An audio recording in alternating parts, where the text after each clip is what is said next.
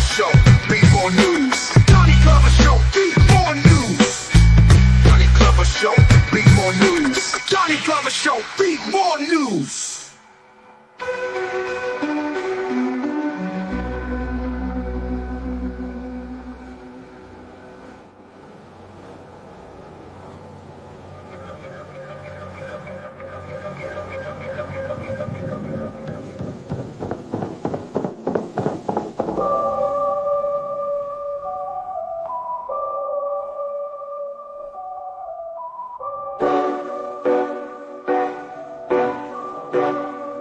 Johnny Glover Show, be more news.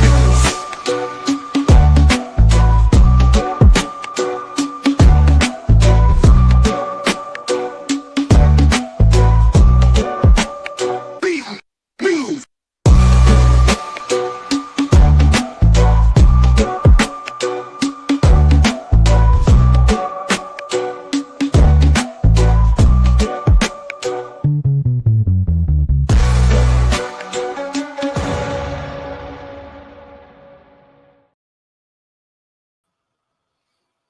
First name's Downey, last name's Glover. In it to win it for the long haul, baby. Mafia Shakur, how are you, sir? All is well. Peace to God. How you feeling? Tonight is going to be a very special show. I can assure you that. Yes, sir. Okay. Looking forward Let's to get it. your main man in. Is Hannibal up in here yet? We got a couple special guests I want to share with you. I think you'll be impressed. There you go. You say Hannibal. Hey, what up, though, Donnie? What up, though, Mafia? How was your day? Oh, I had a good day. How was your day? All is well. All is well. Planet Wells, how are you, sir? Yeah, blessed. Good to see you. Good to see you all. Good to see Yes, you. sir. Peace. Okay, I need to do an intro. I tell you, this show is going to change your life, man. Watch this. Mafia, do you want to tell them what your research today? As far as in what I shared with the The flag. with the Muskogee Creeks and with the What you Muskogee asked Creeks me and about? their What you asked citizenship. me about? No, what you asked me about? I don't know. I'm snumped. You don't remember, bro? No. Let me help you out, man. You getting old. I thought I was.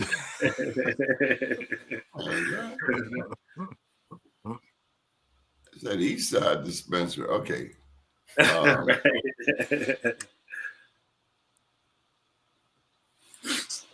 It's the Confederate flag, man. Oh, the Confederate flag. Yeah, the Confederate flag. Oh man, that's powerful. That's originally our flag. Well, to my knowledge. Okay. Well, you were going to talk about the Iroquois. Yes, and the Confederate. That's the Iroquois Confederacy flag. I never put the two together though. It makes sense though. No. Okay. Well, what'd you come up with? What'd you go and research? Well, see, the Iroquois Confederacy is a conglomerate of the tribes. So when we think about the Iroquois, it's not just one tribe that is.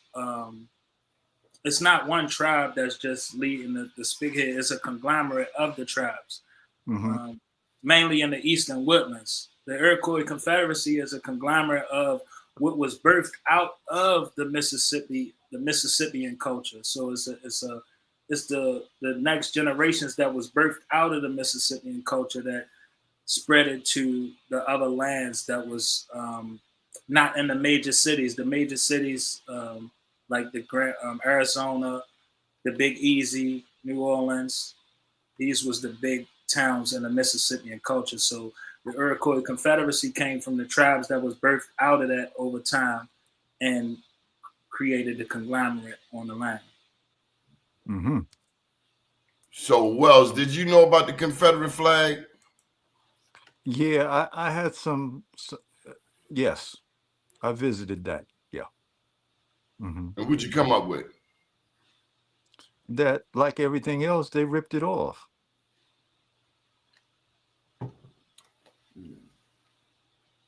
You know, the assumption that the colonizers are these great creative and inventive people, that that ain't the case.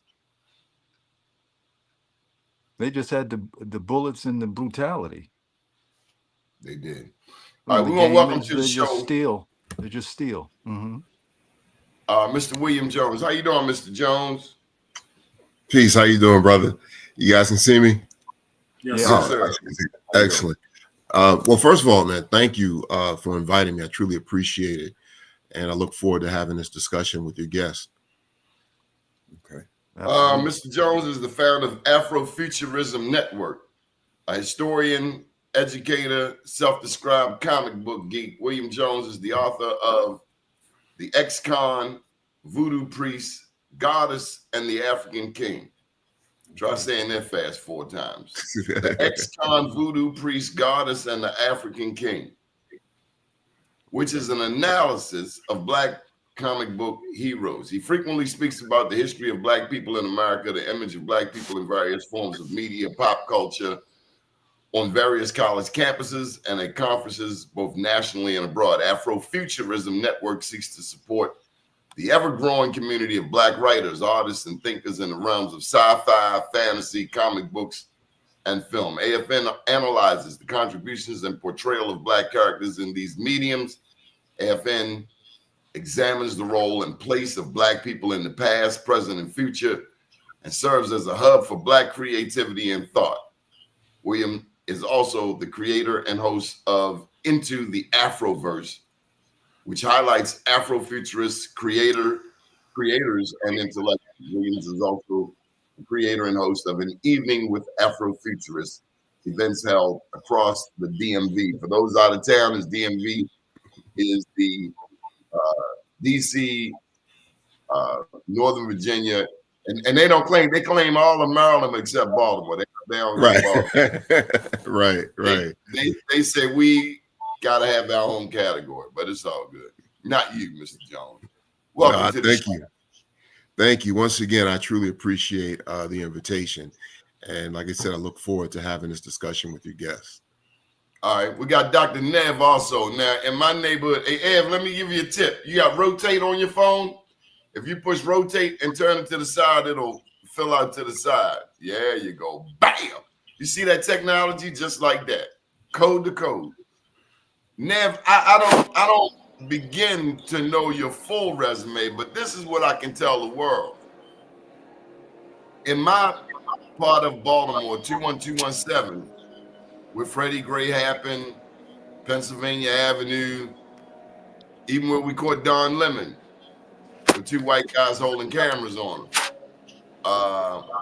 It's a part of the state that nobody wants to come to. This is where we have more returning citizens or formerly incarcerated persons than anywhere. We got more dope, we got more cocaine, we got more crack, and I'm not bragging. In other words, we are terrorized by our own, terrorized from within. However, as bad as it is, Nev, let me put you on the spot. Do you think we need the National Guard in Baltimore? Nah, man, we can govern ourselves. Okay, I appreciate that, Nev, because that was just totally out the blue, because that's what I told him, and then some people got mad. But nonetheless, Dr. Nev, he has the only fruits and vegetables, from my perspective, in about a 2-mile range. There's another market. That's the kind of market you gotta take your own bag in there, don't you? Yeah, Is that a save a lot? yeah. And their produce in there isn't there all that anyway, so I wouldn't even call it a market. How do you go to the supermarket and they ask you if you want a bag? When did that become the norm? Okay, anyway, I digress. Tell them who you are, Dr. Nev. I know I missed something. All right, so I am a doctor. I'm an Indigenous doctor. I belong to the Aboriginal public of North America. I've been practicing within that actual government for about since 2017, going on now. From there, me and my partner, Brother Balloon, we've had various different ventures from foods, restaurants, workforce development, so training kids how to cut fruits, actually turn produce into cash crop or gold, take a simple orange, juice it, turn it into a bottle, have a fresh access to a person. They can make income. So we've done a lot in Baltimore. We've been doing this type of work, food justice work, for about 12 years now. So I started this when I was about 19, and I'm 32 now. So I've been doing this for a while. Yeah. That's awesome. Yes, good Appreciate point. you. Okay, so Mafia Shakur is our point guard. You go ahead and run your plays, coach. Player Okay, coach. I wanted to start with Brother William Jones. So you create the imagery of history in your animation or in your art, in your depictions. Actually, what I do is I analyze it. So I Okay. look at the history of Black representation in various forms, and I juxtapose it to the way we're being treated in the real world.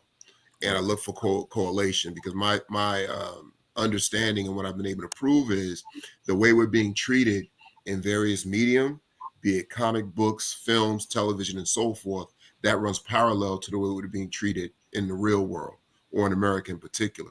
So, for example, if you look at one of the first images of a Black person in an American comic strip, this is happening the same time that you have Plessy versus Ferguson. So you have this stereotypical representation of Black folks in a comic strip called the Yellow Kid. And it's happening at the same time that you got Plessy versus Ferguson, where we're being marginalized by the Supreme Court. So just the way we're being marginalized in a comic strip, we're being marginalized in the real world. And you see these changes in terms of the way we're presented throughout time based on what's going on around us in the real world. Mr. Jones, you want to tell them about Plessy versus Ferguson? Oh yeah. So if your listeners are not familiar with Plessy v. Ferguson, what happened was, this is after the passage of the what they call civil rights amendments, the 13th, 14th, and 15th Amendments, and Black folk were looking to see whether or not they would receive support from the government on the 14th Amendment, protecting your rights as a citizen. So you have Homer Plessy, who gets on board of a train car. A lot of people think Plessy v. Ferguson, they automatically start thinking about like schools, but it really started on a train car.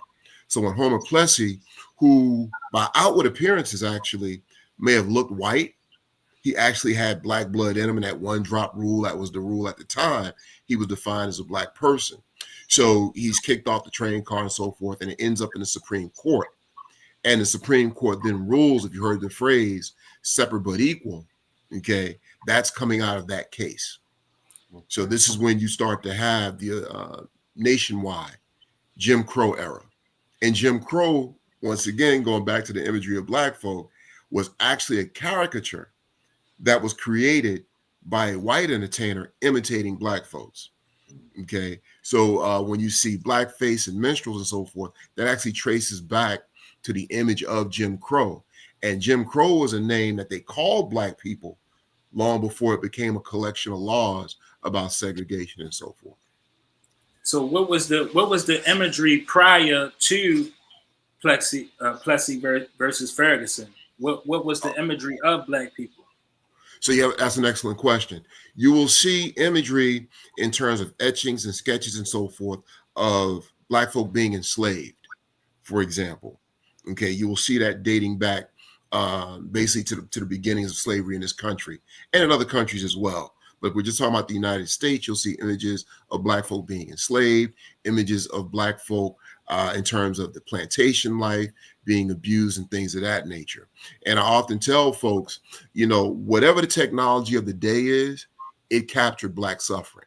So at a time before photography, this was all illustrations. And then once photography comes around, then you have us being photographed. Okay. And also in terms of the imagery, what happens is early on, Black folk are often depicted as being childlike and obedient and things of that nature. Once the 13th Amendment is passed after the Civil War, they changed the imagery because, as you well know, maybe your listeners do not, but the 13th Amendment, you end slavery except for cases where you break the law. Then you can be put back into slavery. So then all of a sudden the imagery changes of Black folk to where they become criminals, where they become a threat. So in that case, the imagery starts to change around 1865. We go from being these simplistic, almost like childlike beings that need correction, that need slavery and so forth. But then with the 13th Amendment, they're like, oh, we got to start putting them in jail. So now we become these criminals and so forth, and things of that nature. And let me So just add in there, you mentioned imagery.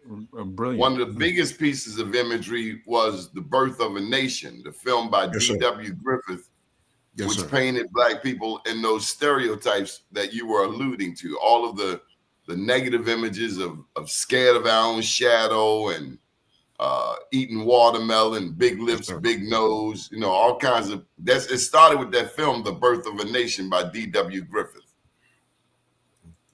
Please go and on. so before The Birth of a Nation, what was the imagery? How did we get from the indigenous American Indian image to the slave image? And was that just from the photography, or was it No, no. also in imagery as well?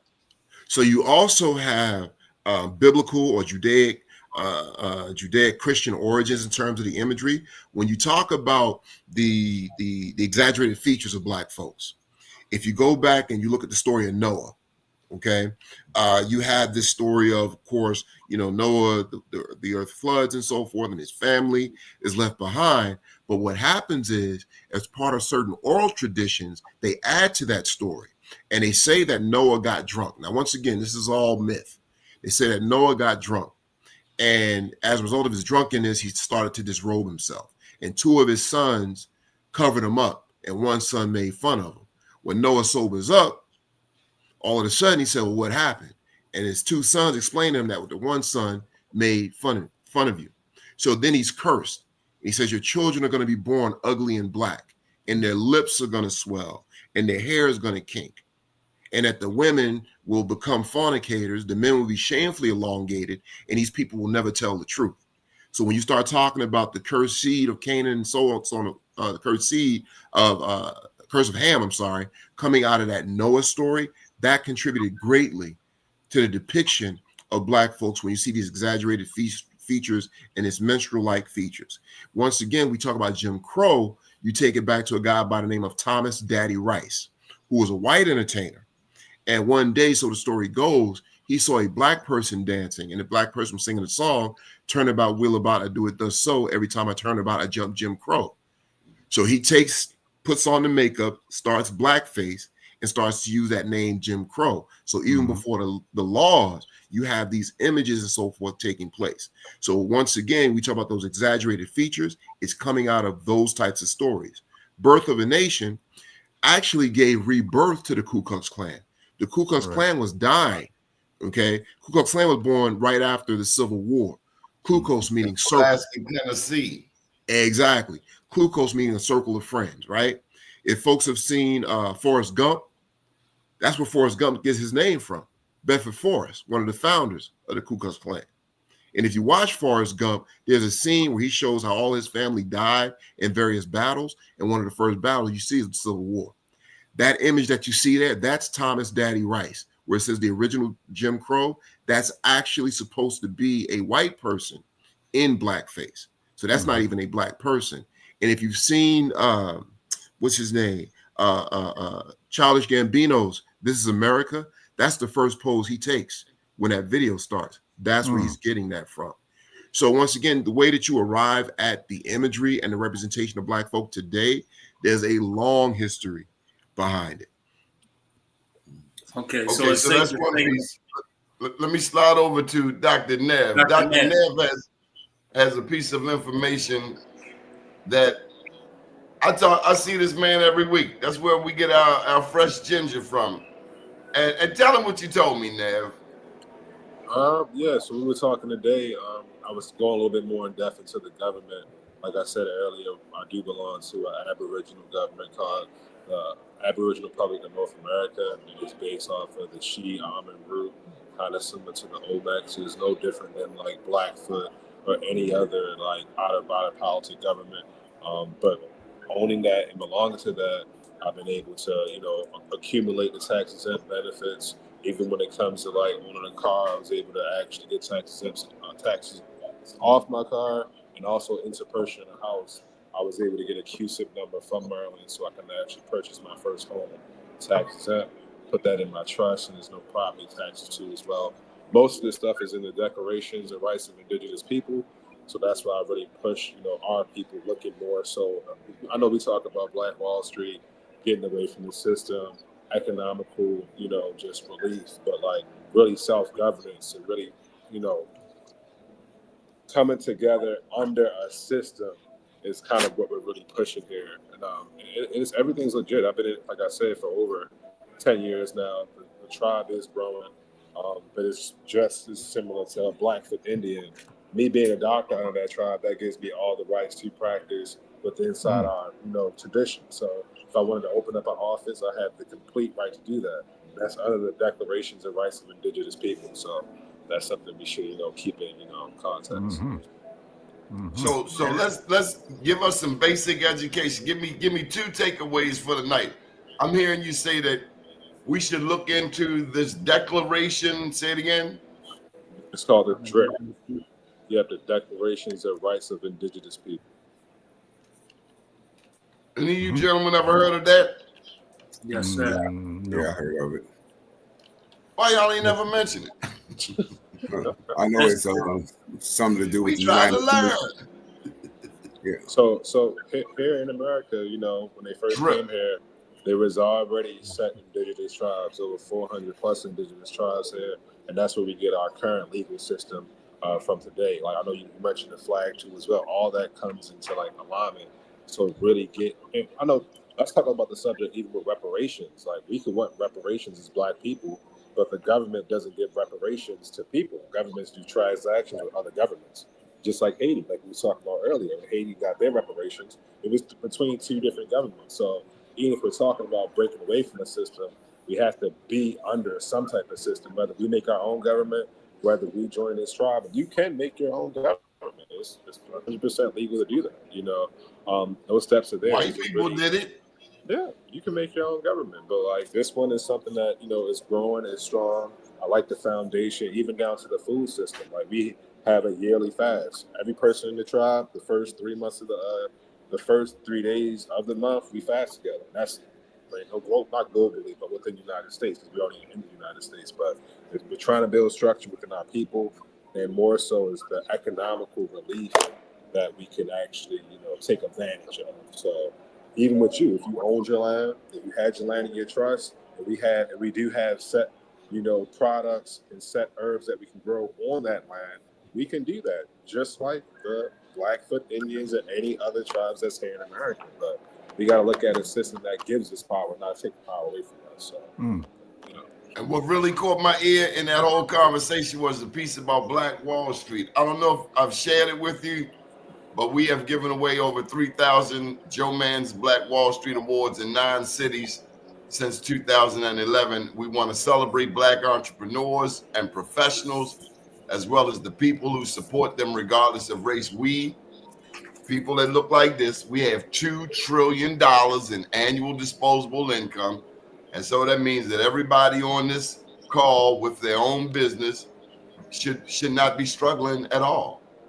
We should be doing well, and we should know about each other. So when I need fruit, I go to Nev. When he need media, he come to me, and so on and so forth. That's Black Wall Street. Can I say one thing? So with this tribe, Please. I was able to get tax exempt card. I use this pretty much every day. While I swipe, when you do join the tribe, you do get first they used to give unincorporated associations. Now they give 501c(d)(3)s, so you can actually use that as your organization. So every single person in the tribe has a business. They utilize a tax exemption each day. They save each day, and pretty much within our tribe, we have 12 different ministries. Within those ministries, that can be education, art, doctorship. We have jurists. They do legal matters. They sign people up. They issue cards. So we're able to actually make jobs and make incomes for ourselves while also joining the tribe. So it's more so of an economical system. But here in Baltimore, we have Jewtown. That's like the best example. In Jewtown here in Baltimore, the Jewish people, they have their own hospitals. They even have their own shops. Everything is their own police. Everything is pretty much, it has a Jewish sign on it. Like everything, even down to their cleaners, they own it. The money is circulating. But with that, they own the property too as well, and the property stays within the trust, and they can use that to acquire more property. So when we talk about these things, we have a lot of wealthy Black people, but it's more so getting into one system in one accord. In Atlanta, I know it's small, but they have 3 to 4 acres of farmland. They do have one open doctorship. Everyone in Atlanta, in the tribe, they have their own license plate. They do have a small DMV down there. So they're actually taking the small steps to actually utilize it. It's working. So I feel as though, it's something I'm not going to let up off of. Like, we talk about these things, but it's actually an organization that's doing it for the people. It's simple. And I think Let me pass the ball to some of my other panelists here, Dr. Nev. Planet Wells, any thoughts?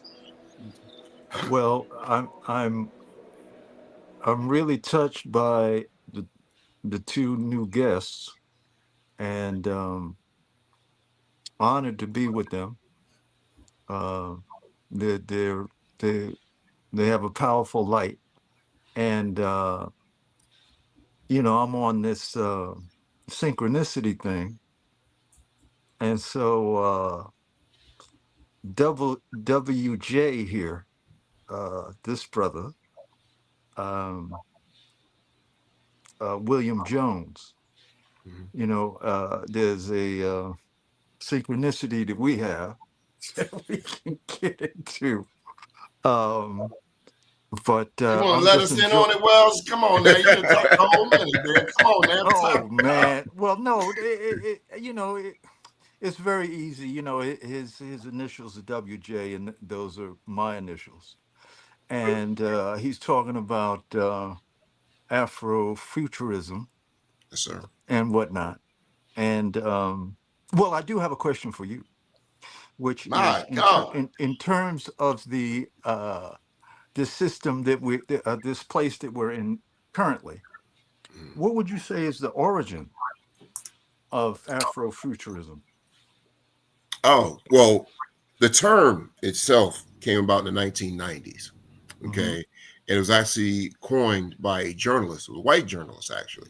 He termed the coin Afrofuturism. However, if we talk about Afrofuturism and what it actually is, we were Afrofuturists before there was a word for it. So, for example, the moment you start to construct things, you become a futurist because it's not for you, it's for generations after you.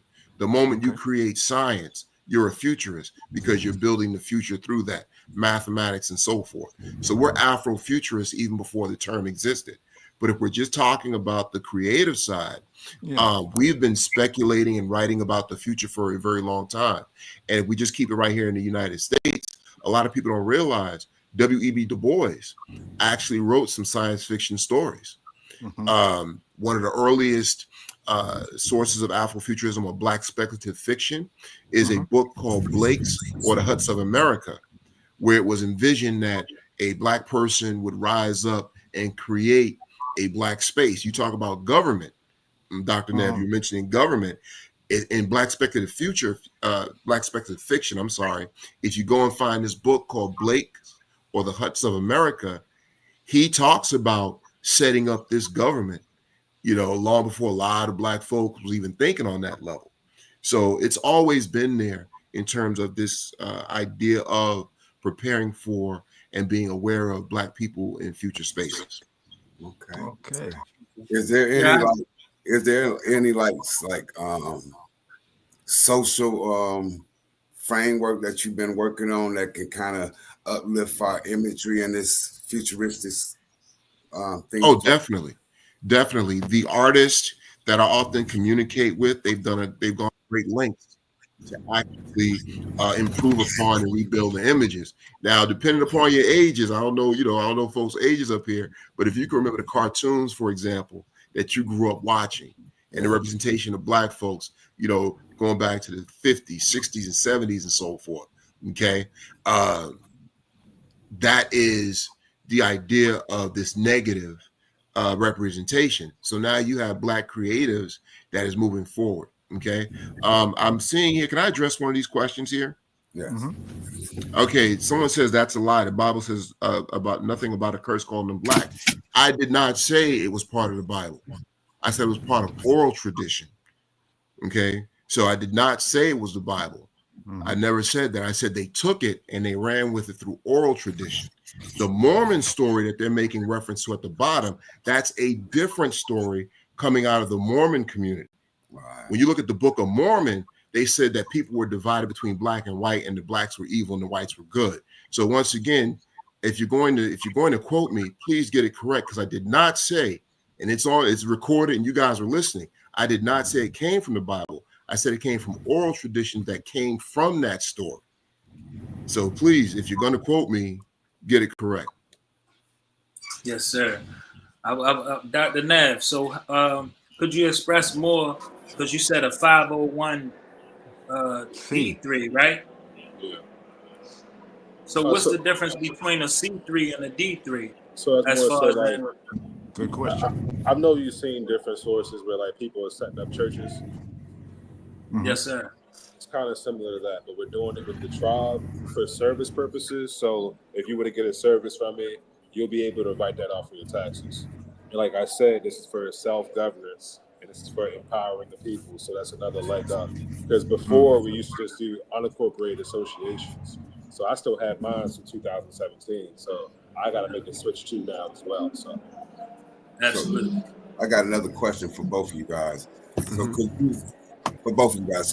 could you guys bring it home for our audience on how your vision, Dr. Nev, and your vision, Mr. William Jones, the drip and the Afrofuturism, how can we get these both together and get them on one accord so our people can see a plan with us and improve our social imagery in the future and get these statuses that you mentioned, Dr. Nev? And I'm ready with his visionary and just more so of the simple simplicity of what I'm saying. Like that's really just getting the information and digesting it into like a full visual. Like that would be a beautiful thing. Like even just going the basis of like standing tradition. When you look at the Drip Act, like that can be a whole like scene in itself. So like I definitely like what the brother's doing with the imagery as far as just taking those black milestones and just bringing it into a new light in the future. So I really think the future in itself should be unity, and it should be black people in the economic accord and communities, bringing that old style community back, but with more of that economic push and seeing more of ourselves when we buy things, more so what I'm saying. But like that's already given, but like having that futuristic aspect, I think that would hit hard. That's a beautiful thing. And if I can just build up what Dr. Nev just stated, if you speak with Afrofuturists, there are Afrofuturists that actually hold workshops where they're envisioning a future that is free of all these constraints when it comes to black inferiority, white supremacy, and things of that nature. So there are folks that are having workshops around the theme of Afrofuturism and actually constructing that future. So when Dr. Nev is talking about self-governance and so forth, that's part of what they're envisioning. I don't know if you guys have ever seen the Star Wars films. When they had the original, the we saw Star Wars. I just want to make sure. I don't want to make no assumptions. Yeah, If you've seen the prequels, there was a character called Jar Jar Binks, right? And it was a brother that actually played him. And the brother's name is Ahmed Best.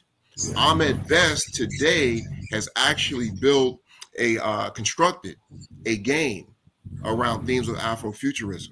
Him and brother by the I believe his name is Lonnie. Don't get me. Oh gosh, I believe it was Lonnie. I forgot the last name.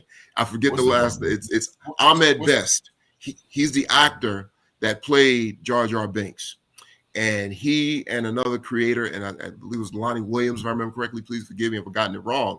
They've actually come up with a game centered around Afrofuturism, and it turns into a workshop where the players are tasked with creating a future devoid of these limitations of white supremacy and black inferiority. So Dr. Nev, your ideas and what you've done and what you discussed in terms of owning land, governance, and things of that nature, it fits right into that. So I hope that answers your question, Brother James. yes, I appreciate you guys. Yeah, I would like to connect with both of you guys. If y'all could share your information as well. So because I'm great at recruiting and passing the information along to our more people who are uninformed or don't have the access to the information. So bringing that all together, because I created a multiverse myself as far as in imagery with cartoons and using spirituality and using the history that we rediscovering and uncovering to characterize these certain images that we haven't seen and tell the stories that from our perspective as well. And All right, I just want to get a moment and welcome back our homeboy, Mr. Hars the Fourth here. Hey, Hars. yes, sir. Peace, peace, peace, everybody. Well done, Hars. As far as Right. also what we developing on this channel is a platform to connect and get the resources to the people, because I was told that this could be useless knowledge. You know what I'm saying? So it's not what you guys are bringing to the table is applicable to everything that we are speaking about, as far as in knowing who we are and rediscovering that. Hey, Wells, what you doing over there? You I'm trying to figure out how to get me back straight. What do I got to do? Just rotate your phone. Hit the rotate button, or turn it. But anyway, what you been up to today, Hars? Hars the Fourth. Oh man, this is the actor that Yes. William was talking about. Okay. yeah, I brother. got I've been doing anything, man. Just working. Headed to one of my favorite places in America, which is Arlington, Texas. Okay. But I'm currently right now I'm in Birmingham, Alabama. Oh, I used to live there. We gotta get you a lamp there, Hars. I know, man. And I pulled over like I texted you and told you I was gonna pull over. And actually, man, am parked right next to a gigantic mound right here, unbeknownst to before I actually looked out of the window. I'm gonna try to delete this here. Maybe this is a little better, man.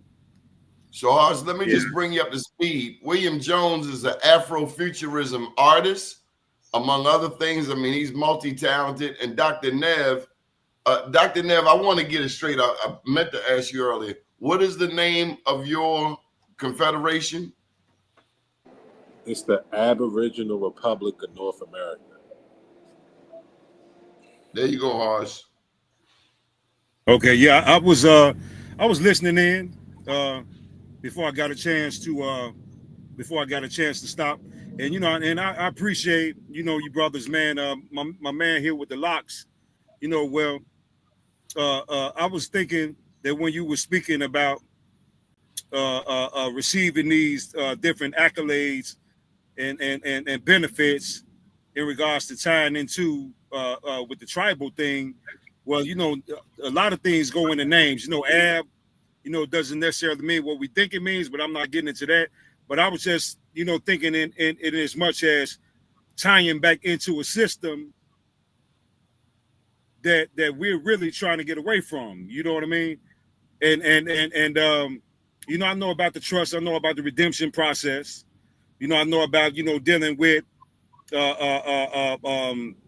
the Treasury Department, the QSIP numbers, and et cetera, and these particular things are dealing with the birth certificates, which they put on the market.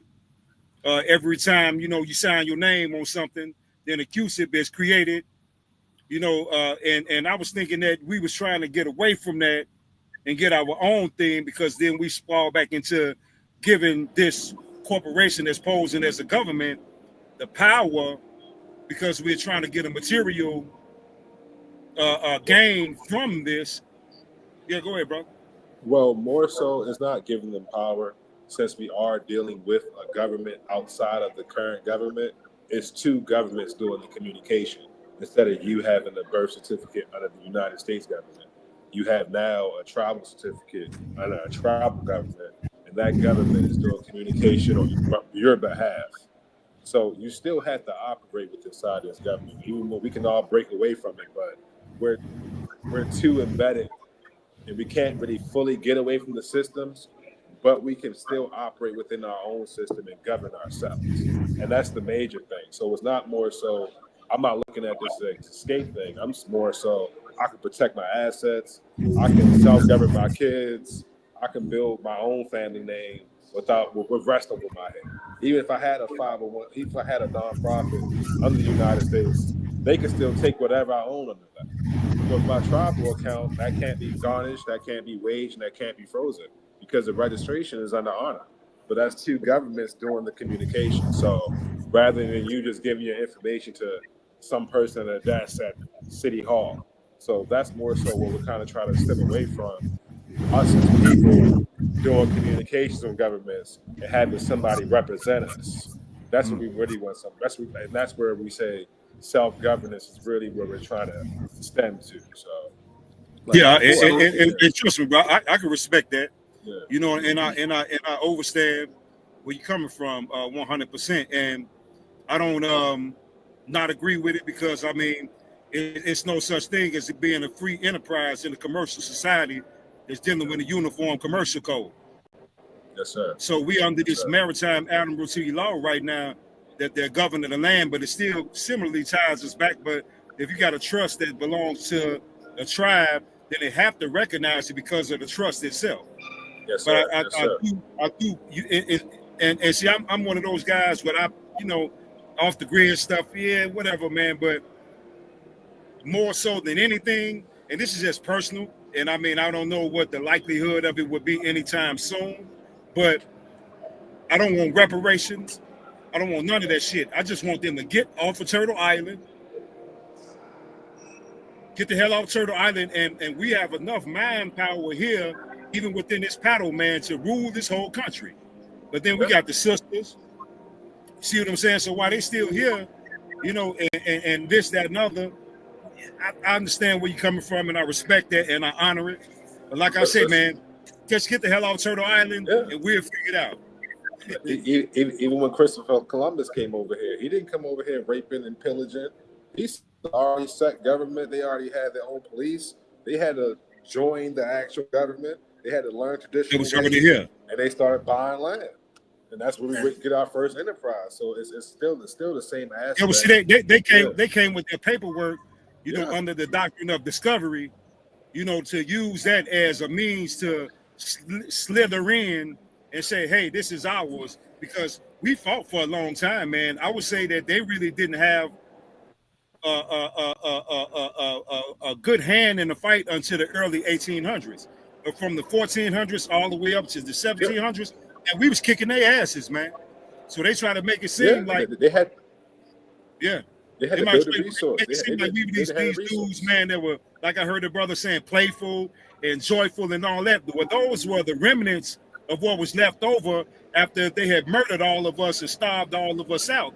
And so now we're looking at them like they're friendly people because they're the hand that's feeding us after they're starving us. But we have never been such a goofy people that we would let somebody slip in, but they came posing as neighbors because they looked like us. And then the Caucasoid didn't come to 75 years later after they had pillaged everything from Hispaniola up to Canada.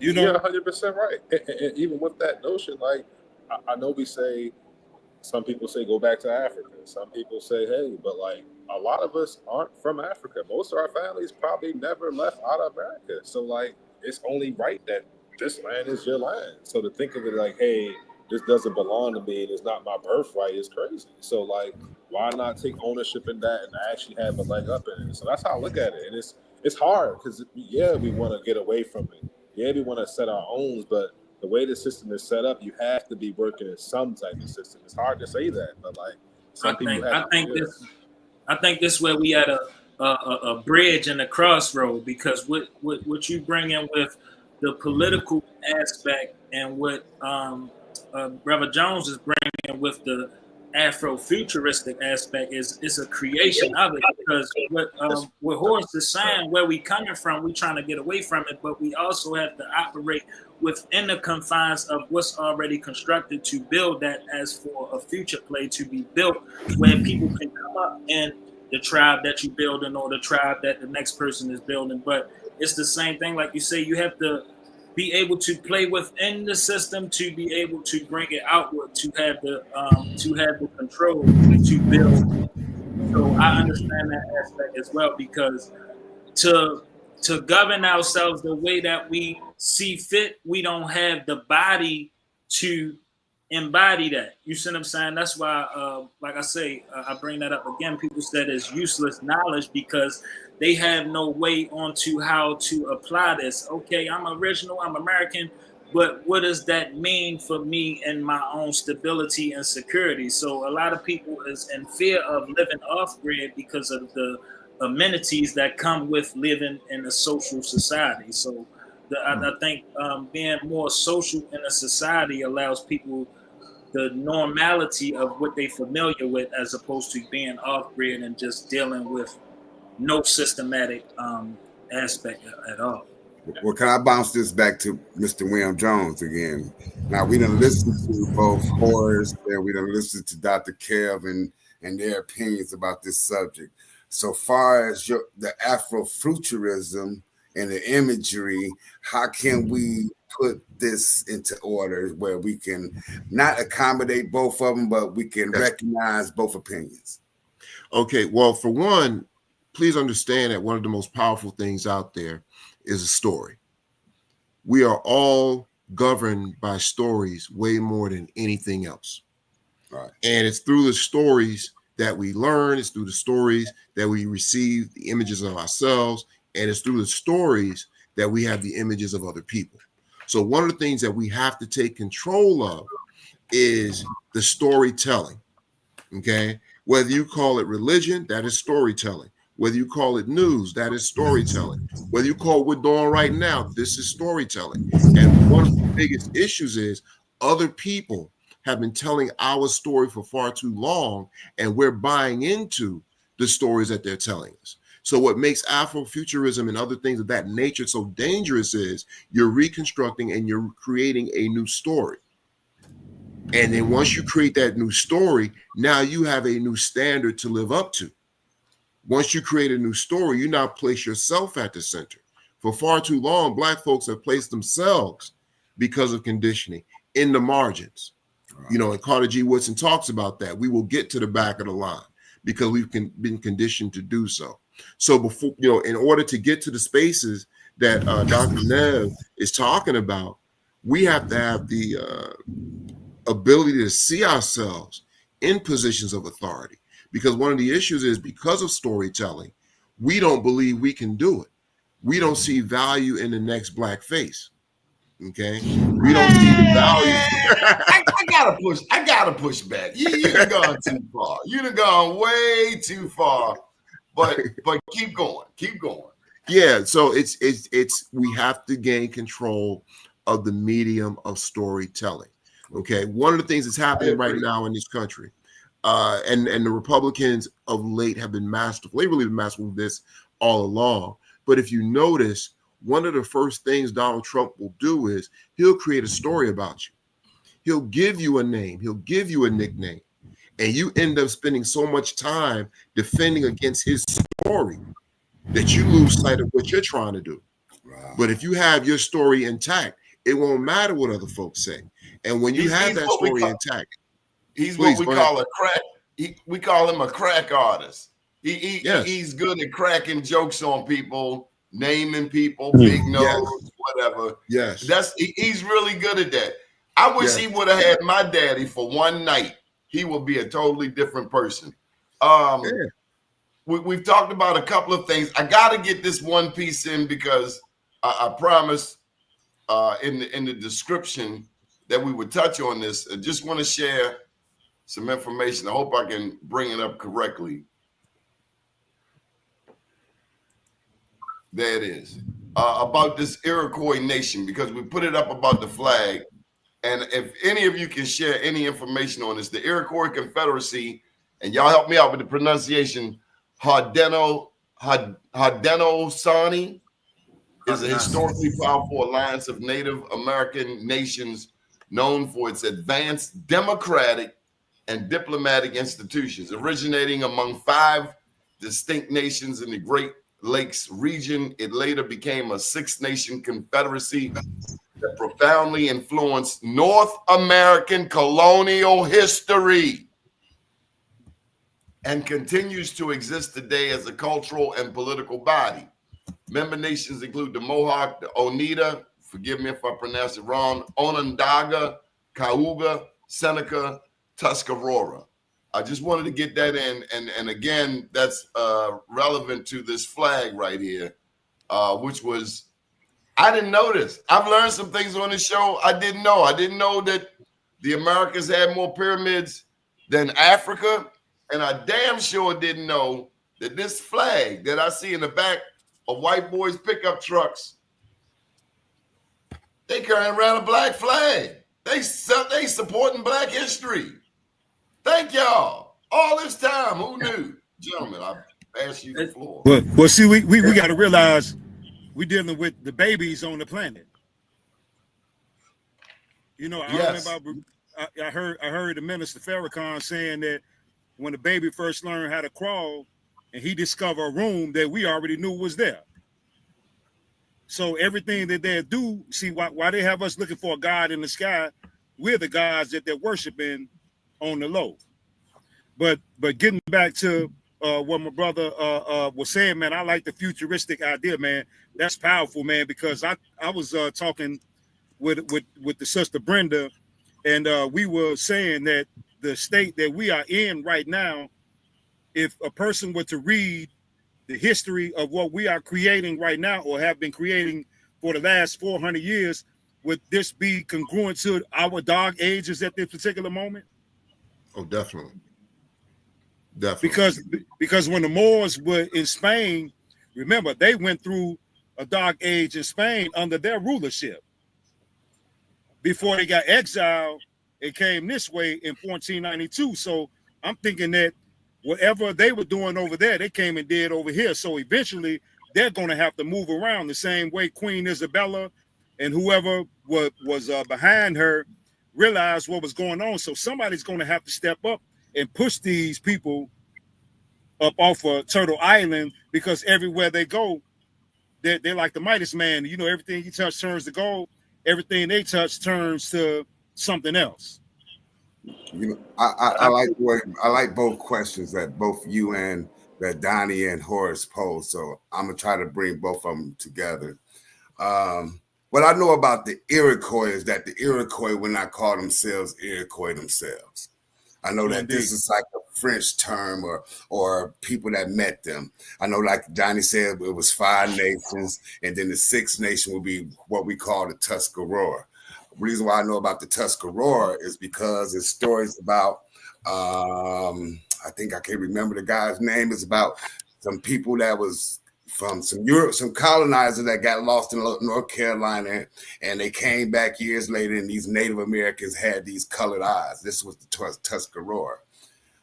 So I know that the Tuscarora was down like in North Carolina, South Carolina with the creeks and stuff. So I find it interesting that when it comes to the colonizer, that the colonizer did have an allegiance or a contract with them. A lot of people want to think that they want to think that the natives was all on one page, but these Iroquois were in confederation with the colonizers, from my opinion and my research. So is there a way that we can bridge the gap with understanding of with the futurism and with the drip? You guys, do you see how the missing element between the native history and the African, our history, and how it correlates with each other, where it's missing, where we can actually, if we can pull together both information, we can actually fulfill both things that you guys is talking about? Yeah, I feel like when Dr. said when we opened up the show, they made us scared of our own shadow. So now, like something like that flag. No, I didn't say that. I said they portrayed us as if we were scared of our own shadow. That's how they painted us in that first feature film, The Birth of a Nation. Exactly. So from that, the images that are ours, we became afraid of that, just like that flag or the swastika. The deeper you get in history, these images of the things that were powerful to us from a certain origin, we stay away from that. So we don't know how to integrate that into a future aspect. So it's just like taking the pieces of what we know about governing or we know about the system to implement our own governance. But it takes a certain level of information and self-governance to even put yourself in them shoes to start a confederation or start a nation of your own. I want to ask the panel a quick question. Well, two I think statements. Nev wanted to respond, Horace. Yeah, I thought, go ahead, bro. my bad. Really, I was going to say, like we were saying, it takes self-governance. That's why I kind of like this government, because it lays it out in layman's term, even down to our Constitution, down to most of the literature that we produce for our people. We give step-by-step notions of how to set up your own government, and we give you structure in this government. So really, it's really no excuse. There's really no excuse, honestly. Even down, like I said earlier, down to what food you should eat, how the women should carry themselves, down to how men should carry themselves economically, emotionally, et cetera, et cetera. All that's there. It's all there. It's all there. So, Yeah. Well, I was going to say, the Honorable Noble Drew Ali said that I'm going to leave the European here long enough to teach you how to run a government. And one of the things that Bobby Hemmett said is that our ancestors were wise enough to give all of this information to this thorn that's in our side right now, because we have been around so long that we're taking a nap right now. So now, as we wake up out of that nap, had we not given it to them, then it would forever been lost. So I that's all I wanted to say. I'll pass it on to the next person. Well, if I may. one of the things that most vital things that have been seized from us and our children is our imagination. Mm-hmm. And that's the beauty of what William Jones is introducing, is a way of reestablishing the design and the power of imagination, because all of this stuff started with a thought, and a thought is directly linked to imagination. So when you imagine it, we're so powerful that when we imagine things, they actually manifest. Yeah. So I really applaud both you brothers for what you bring into the table. My background is with Sun Ra, Mm-hmm. Yes. and my dear friend who recently passed, Greg Tate, who taught science fiction at Brown University, as well as pioneered the Black Rock Coalition in New York. So I'm with you, brothers. I'm with you. And one thing that I would like to say also is, I saw a question, and I want to shout out to all of the people that are sending their comments and so forth. One of the comments that I saw was, I wrote this down: how are the babies dominating? And I'm assuming that when they say the babies, are referring to white folks or whatever the case might be, right? I'm assuming that's what they mean by the babies. Am I correct in that? You guys know? Yeah. Well, I'm glad you translated that for me, because that sounds absolutely on point. That's so straight over my head. Yeah. So one of the things that I believe happened was Europeans established a sense of racial identity before other groups did. And what I mean by that is, Europeans will fight one another. History has shown that. But what they agree upon is who's not going to win. And who's not going to win is folks that look like us. So they'll fight all day. But the moment someone that doesn't look like them enters into that, all of their energy turns on that person. So that's why we support Burkina Faso and the efforts of Ibrahim Traore. Make sure you get my book, Black Blueprint, Baltimore to Burkina Faso. And let me just jump this in. I'm going to give it back to you, Mr. Jones. I promise.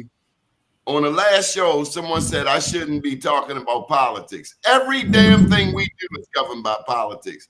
I'm not from that mob. You got the wrong one. Damn right I'm political. And they said I was leaning on Trump.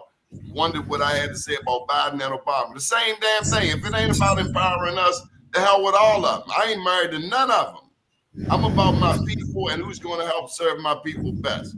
You got the floor, Mr. Jones. Thank you. Oh, so yeah, like I was saying is we have to learn that we can disagree, but if we can agree upon what our destination is, then we got to get past whatever differences we might have. Right. So, for example, once again, I'm seeing some of the comments and so forth. For me personally, I'm of the understanding and based on my research that you have a distinction between Native Americans and African peoples. And at a point in time, there was a blending of the two. Okay. And then you have what they refer to as Black Indians. All right. But if there are other folks that see and say Black folk were the original people here and so forth, and if their research has led them to that conclusion, then so be it. But it doesn't mean that we can't agree on other things. See, the problem is we allow the differences to become bigger than our actual fight. Right. So I can't get caught up in these different titles. And one of the things that tends to happen with Black folk is we become part of a movement. Whatever we become part of becomes bigger than our Blackness. Right. Nothing that we join should ever become bigger than our Blackness. Right. You know, so whether it's religion, whether it's a fraternity, a sorority, whether it's a political party, whatever the case might be, if you're Black first, we'll put aside those other discussions for another time. Okay. I may not agree with every single point of every one of you on the panel, but let's find out where we do agree and move forward. So the babies when that popo pull all seven of us over in a car, they ain't checking for tribes, your religion, your bloodline, your lineage. They say y'all get y'all Black hind parts up out in that car, up against the wall. You know what it is. So we gotta stop letting, like you're right, stop letting that silly stuff divide us. You know, if you say Black, I'm offended. Come on. No. Come on, that's what I meant by Black raindrops. Yes, sir. Yes, I just wanted to share that with the audience and so forth. I'm seeing a variety of comments, and I want them to know that the panelists, I'm assuming, can be as diverse as the comments. But yet here we all are together talking about how we can make things better.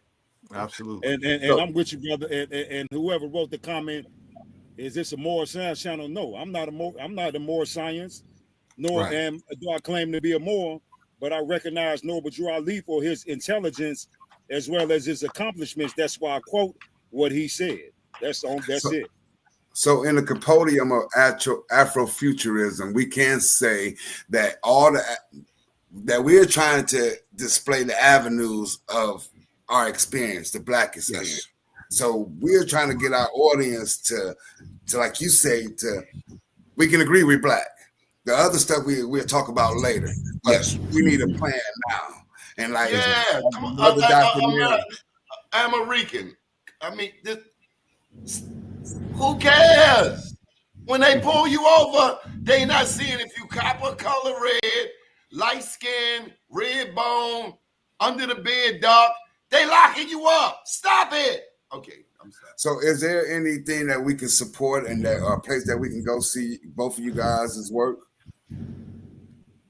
Dr. Nev, you first. So easily you can definitely follow us at Alkaline Bodies _ at Instagram. Also the Avenue Market at 1700 Pennsylvania Avenue. Always there. And if you're interested in the tribe, you can always just go to Google, type in Aboriginal Republic of North America, it pops right up. And you can always get in contact with me or Brother Malone here in Baltimore. He's a minister, so he'll be able to assist you with any questions or anything else like that. Let's get it again. Aboriginal Republic of North America. Have y'all heard of that before? No, No. sir. No, I wrote it down though. And he says, I know about he says it's down in Atlanta. They're headquartered in Atlanta, so you might pull through there. Yeah, I just left the A. When y'all brothers get a chance, check out that pyramid on 285 right there in Smyrna. Okay. Mr. Jones, how can people get in touch with you, big brother? How can we support you? And you both have an open invitation to come back to this show, because Absolutely. let me just tell you, Hannibal's in Detroit, Horace based out of Chicago, but as you see, he's all over the country. Wells is in Hawaii, and Mafia Shakur is in Baltimore. Excellent, excellent. As far as reaching me, you can check me out on afrofuturismnet.com. That's my website. My company's name is Afrofuturism Network. And if you go on YouTube, I have a series of interviews. It's called Into the Afroverse. And if you go on YouTube, you can listen to some of these Afrofuturistic creators and thinkers where I sit down and talk with them.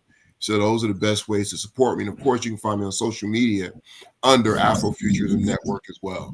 So whether it's Twitter, Instagram, or Facebook, you can look me up under Afrofuturism Network. Beautiful. So, Planet Wells, do you see any spiritual connection between the both of these guys here? Totally. Yeah, y'all got God in the future, Mr. Jones? Say again, please. Is there a God in the future? You talking about God or religion? God. Yeah, I mean, if it depends. You got to look at how does one define God.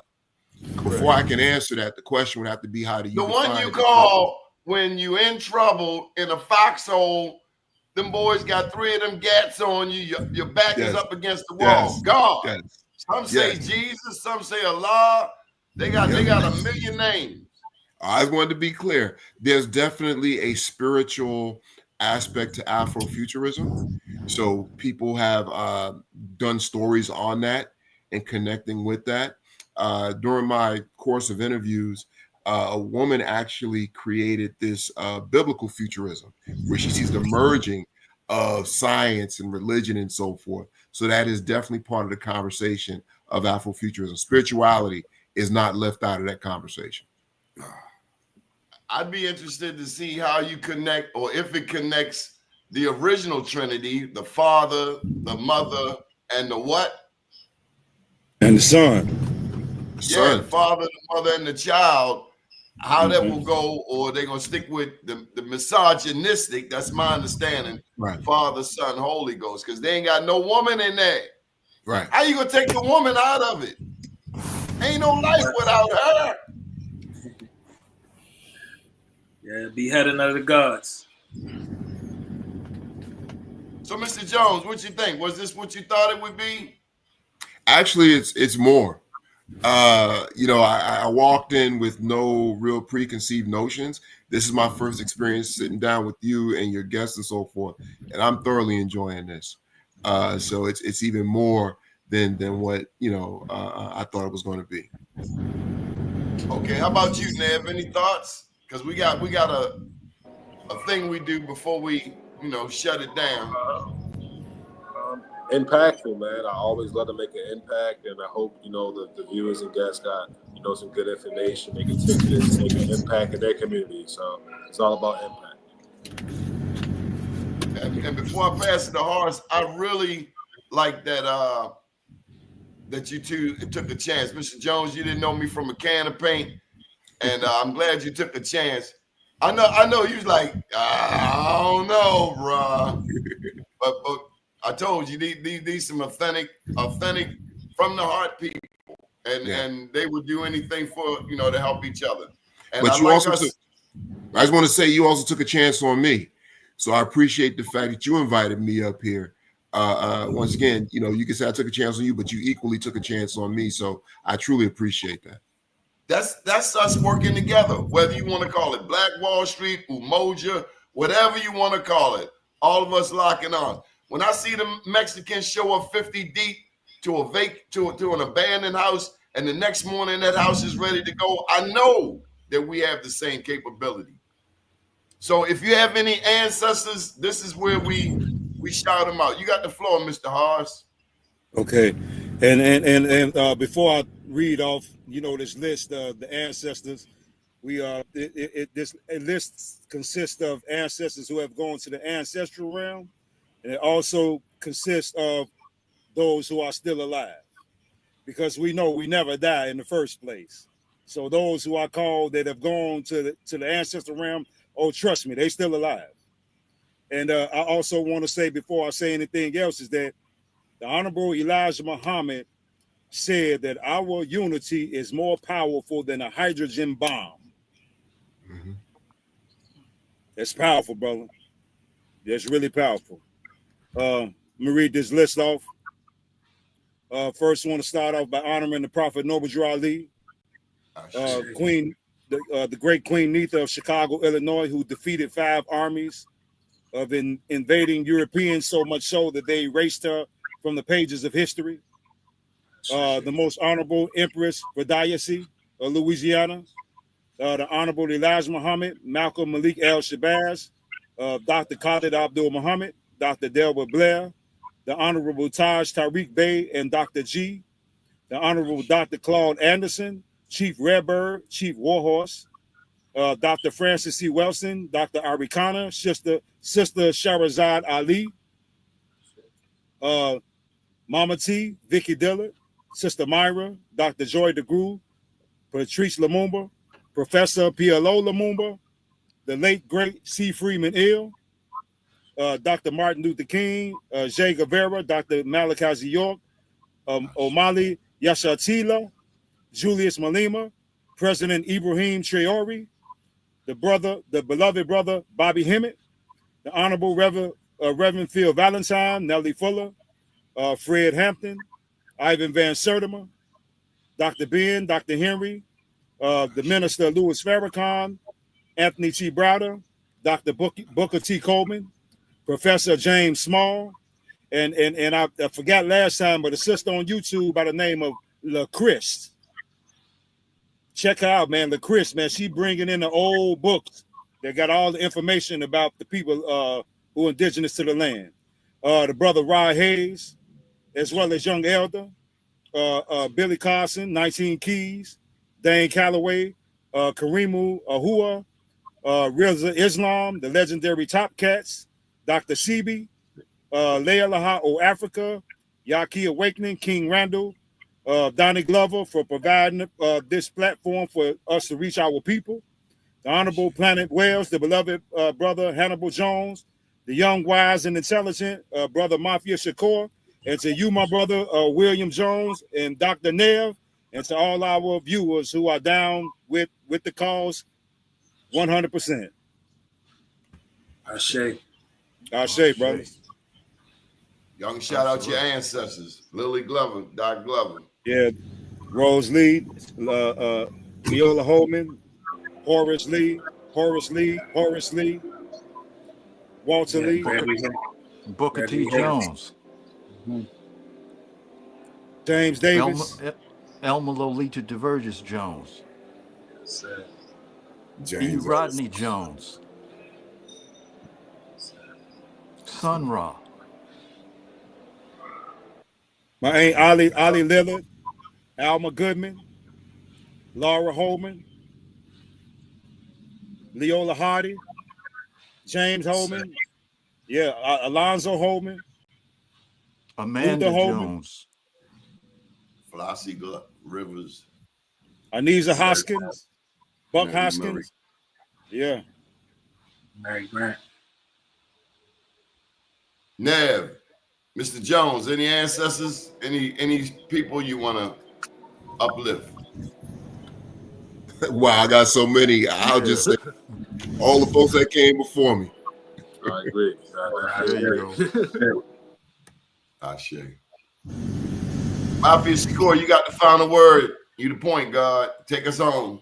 Man, I want to give a big shout out to everybody in the chat, to the panel. to the special guests that we have. Like we say, y'all always welcome, and we want to continue to grow. We want to continue to unite, continue to divide the divisions that keep us from our strongest power, and we can continue to unite. Absolutely. Shout out to Sister Candy. We must be doing well because she ain't put her foot in her hind parts. We done gone a good 10 days, Mafia Shakur. You know she don't play. Shout out to Sister Candy Bar. Yes. And Well, we can't blessings forget to Steve Sister Coakley. Brenda. Blessings to Brenda Steve Bennett. Coakley. Oh my God. She'll come get you in the night, won't she? Yeah, She'll you snatch you about can't forget 3 at Sister 3 Brenda. o'clock in the morning with 15 texts. Watch this. 16 texts. It's always a pleasure, man. Absolutely. No, this is good. This is I really, appreciate really everybody. good. Powerful. It's powerful. Appreciate you all. Appreciate both of you We'll guys. be back Sunday night at 8 p.m. A part 2 Sunday this night one. at 8 p.m. We'll be Thank you. back. Thank you very much. Peace, brothers. Peace. Sorry, Peace. brothers. Absolutely. Take care.